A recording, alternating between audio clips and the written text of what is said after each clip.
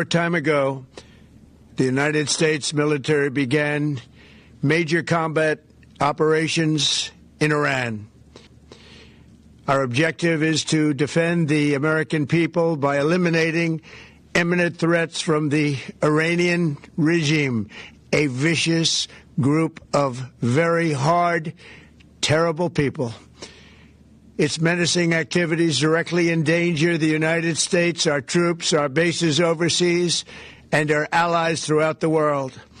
For 47 years, the Iranian regime has chanted death to America and waged an unending campaign of bloodshed and mass murder, targeting the United States, our troops, and the innocent people in many, many countries.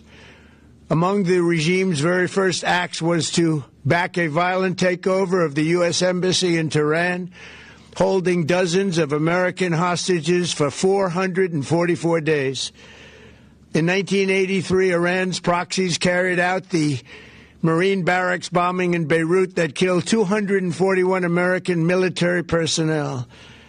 In 2000, they knew and were probably involved with the attack on the USS Cole. Many died.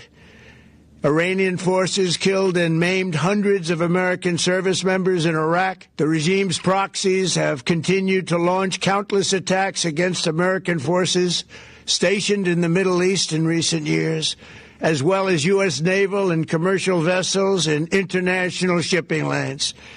It's been mass terror, and we're not going to put up with it any longer. From Lebanon to Yemen and Syria to Iraq, the regime has armed, trained, and funded terrorist militias that have soaked the earth with blood and guts.